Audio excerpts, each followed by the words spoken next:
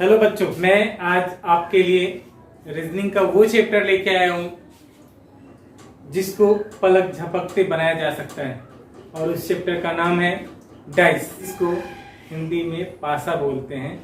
देखिए, हम लोग डाइस चैप्टर को देखते हैं।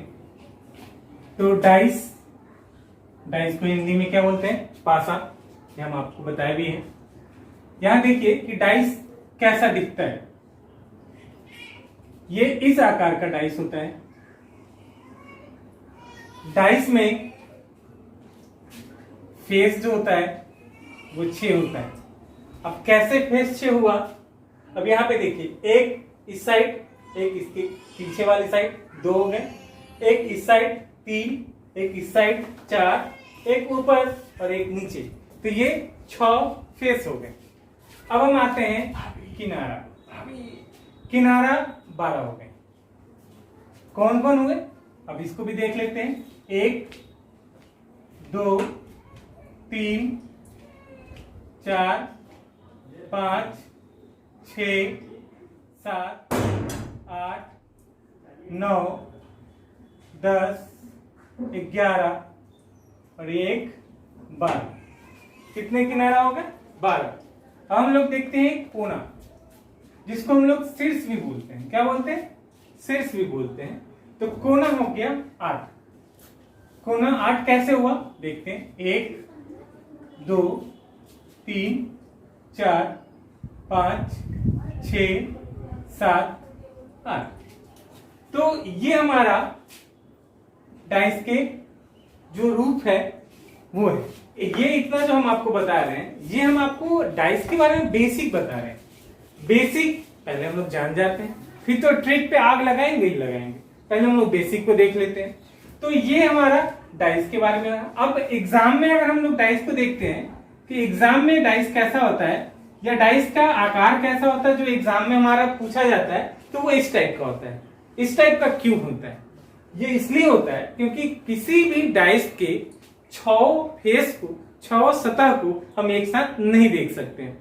उसको उसके मात्र 3 सतह को एक साथ देख सकते हैं।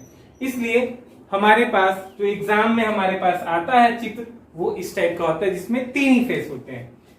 तो ये तो हमारा हो गया आकार के बारे में। अब हम डाइस के बारे में कुछ करते हैं। तो डाइस कितने प्रकार का होते हैं? तो डाइस 2 प्रकार का होता है। एक क्लोज डाइस, दूसरा ओपन डाइस। क्लोज डाइस जिसको हम लोग बंद पासा बोलते हैं, और ओपन डाइस जिसको हम लोग खुला पासा बोलते हैं।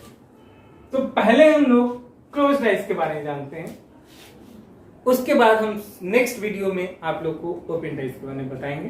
पहले हम लोग क्लोज डाइस के बारे में पढ़ते हैं। तो क्लोज डाइस को भी हम लोग 2 भाग में बांटते हैं। एक भाग को हम लोग स्टैंडर्ड डाइस बोलते हैं, जिसको हम लोग हिंदी में मानक पासा बोलते हैं, और दूसरे भाग को हम लोग नॉर्मल डाइस बोलते हैं, जिसको हम लोग साधारण पासा बोलते हैं। अब आते हैं, अगर हम स्टैंडर्ड डाइस के बारे में जानते हैं, तो स्टैंडर्ड डाइस में अपोजिट की बात करते हैं। तो स्टैंडर्ड डाइस में 1 का अपोजिट 6 होता है, 2 का अपोजिट 5 होता है और 3 का अपोजिट 4 होता है। ये हमेशा यही होगा कब? जब डाइस हमारा स्टैंडर्ड होगा। बट जैसे ही हम नॉर्मल की बात करते हैं, तो नॉर्मल डाइस में किसी का अपोजिट कोई भी संख्या हो सकता है। वो जब मैं इसको आपको पढ़ाऊंगा तो मैं बताऊंगा।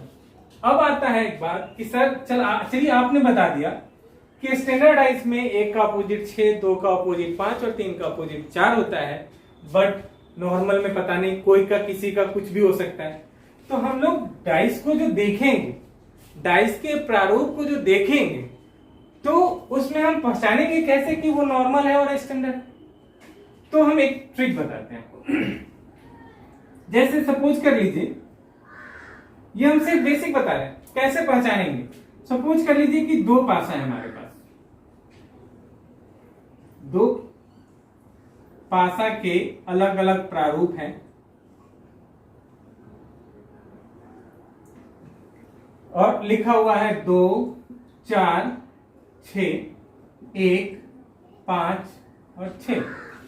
और हमसे कोई पूछ बैठे कि ये दोनों में साधारण कौन है और स्टैंडर्ड कोण है, मतलब मानक पासा कोण।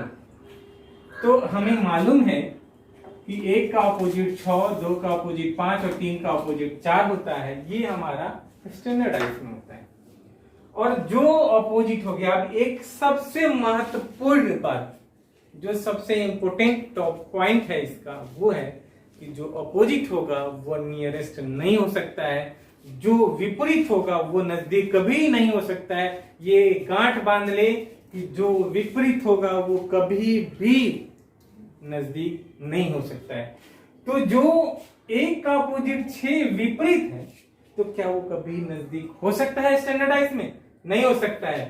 तो यहां देखिए, हम लोग देखते हैं 2 का अपोजिट हमारे स्टैंडर्ड में कौन है? 5। क्या 5 इसमें है? नहीं है। 6 अपोजिट किन? 1 है इसमें? नहीं है। 4 अपोजिट कौन? 3 है इसमें? नहीं है। तब ये हमारा कौन कहलाया? मानक पासा। क्या कहलाया? मानक पासा। अब ये एक चीज देखिए, क्या हर बार इतना चीज मिलाना पड़ेगा एक एक डिजिट? नहीं। इसके लिए हम कुछ रूल्स बनाए हैं, वो रूल्स यहाँ पे मैं लिखा हूं, एक बार उसको मैं पढ़ता हूं, आपको देखना है इसे। ये एक नोट्स है, दूसरा नोट्स ये है, हम इसको पढ़ते हैं। लिखा हुआ है कि किसी पासा के एक प्रारूप में दिए गए संख्या, पासा मतलब पूरे 6 शेप वाले, 6 सतह वाले, और उसके प्रारूप हमारे ये हो गए। उसमें दिए गए संख्या मतलब ये 3 डिजिट है, तो दिए गए संख्या में से कोई 2 संख्या, इसमें से कोई भी 2 संख्या का सम 7 न हो। 7 न हो, 7 से कम हो जाए चलेगा, 7 से ज्यादा भी हो जाए चलेगा, लेकिन 7 नहीं हो। तो 7 अगर नहीं होता है तो हमारा क्या कहलाता है? मानक पासा कहलाता है। अब हमको कुछ नहीं करना है। 4 2 6 7 हुआ? नहीं। 4 6 10 7 हुआ? नहीं। 6 2 8 7 हुआ? नहीं। अब ये डायरेक्ट हमारा क्या हो गया? मानक पासा, जिसको हम लोग बोलते हैं स्टैंडर्डाइज। क्लियर है? अब हम लोग दूसरे लाइन को देखते हैं, दूसरा नोट में। किसी पासा के एक प्रारूप में, पासा प्रारूप तो आप लोग समझ गए, तो किसी पासा के एक प्रारूप में दिए गए संख्या में से कोई 2 संख्या का सम, अब यहां कोई 2 संख्या का सम 7 हो जाए तो वो क्या कहलाता है? साधारण पासा कहलाता है। यहां 7 ना हो तो मानक पासा, 7 हो तो साधारण पासा। क्लियर है? अब यहां पे देखते हैं, साधारण पासा 7 हो जाना चाहिए तो साधारण पासा होगा। 5 और 6 कितना हुआ? 11। 7 हुआ? नहीं हुआ। अभी तक हम लोग क्लियर नहीं है। 5 और 1 कितना हुआ? 6। 7 अभी भी नहीं हुआ है, लेकिन 6 और 1 कितना? 7। अब हम ये कह सकते हैं, दावे के साथ कह सकते हैं कि ये जो प्रारूप है हमारा वो साधारण है। क्लियर है? ये साधारण पासा का है और ये मानक पासा का है। अब आपको किसी भी तरह का कोई दिक्कत नहीं होना चाहिए।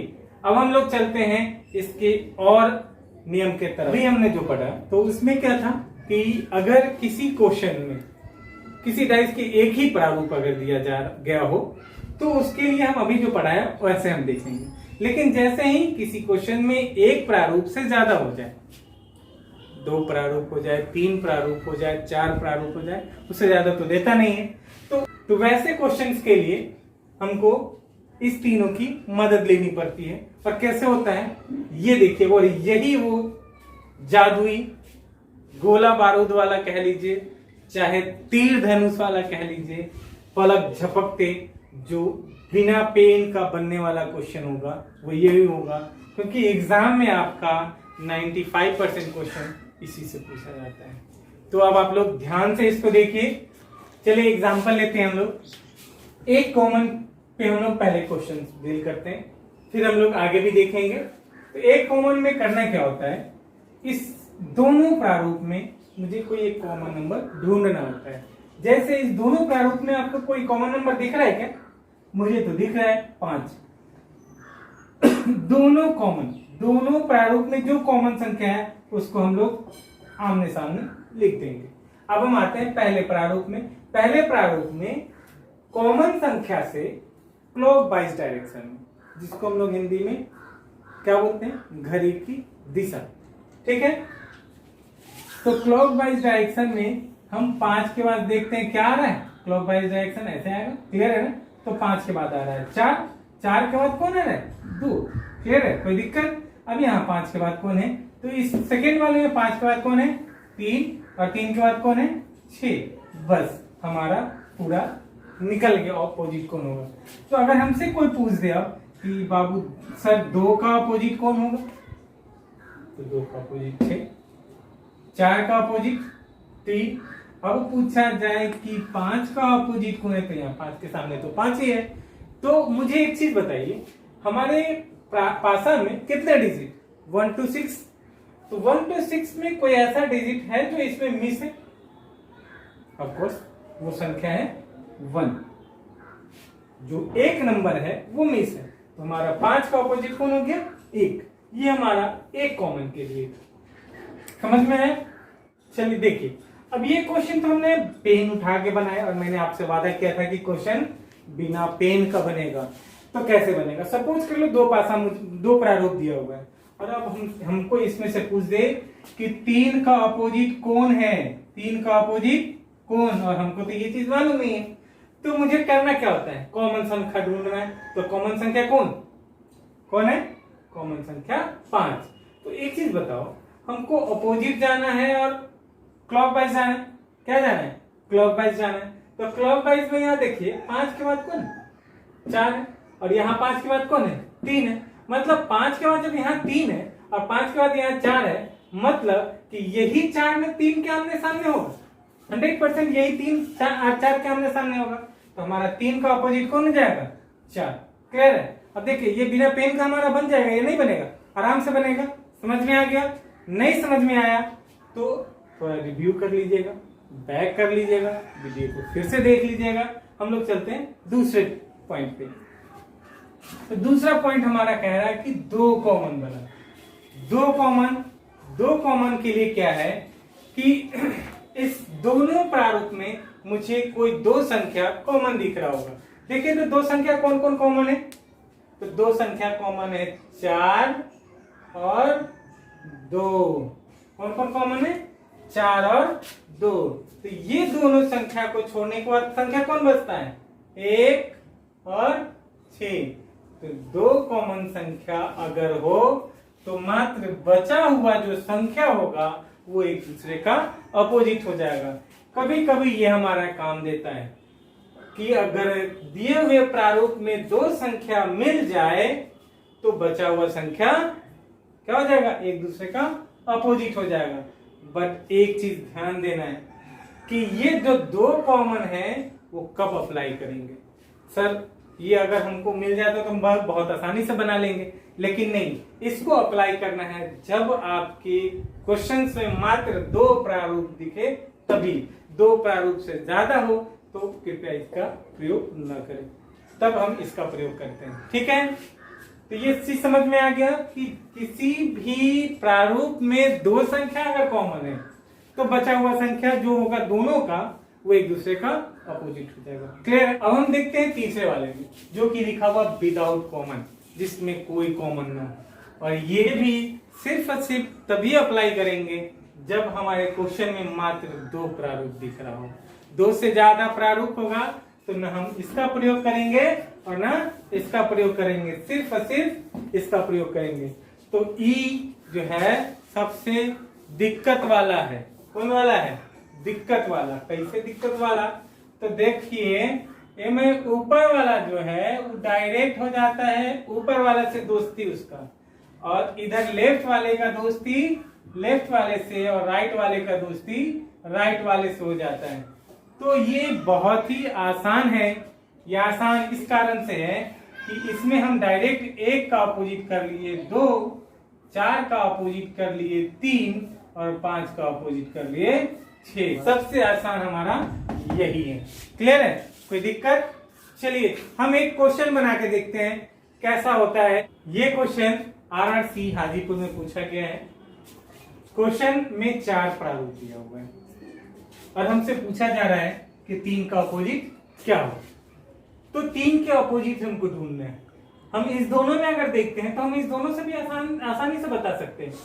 5, 6, 5 6, ये 2 कॉमन है तो बचा हुआ संख्या एक दूसरे का ऑपोजिट होगा, तो 3 का ऑपोजिट कौन हो गया, यहां से भी पता कर लिए।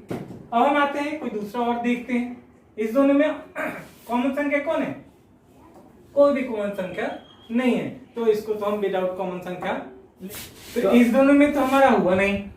तो अब हम आते हैं इस दोनों में देखते हैं, इस दोनों में कॉमन संख्या है क्या, कुछ एक सिंगल तो है, कौन है 5। अब देख लीजिए 5 यहाँ है 5 यहाँ है, कॉमन संख्या के बाद वाला क्लॉकवाइज कौन है 6 है, इधर कौन है 1 है, 6 के बाद कौन 3 और इधर कौन 4, मतलब 3 के सामने कौन आ रहा है 4। हम यहां भी निकाले थे 4, तो अब हम 100% कह सकते हैं ना कि 3 का ऑपोजिट कौन हो गया 4। हमारा ये आंसर निकल चुका है।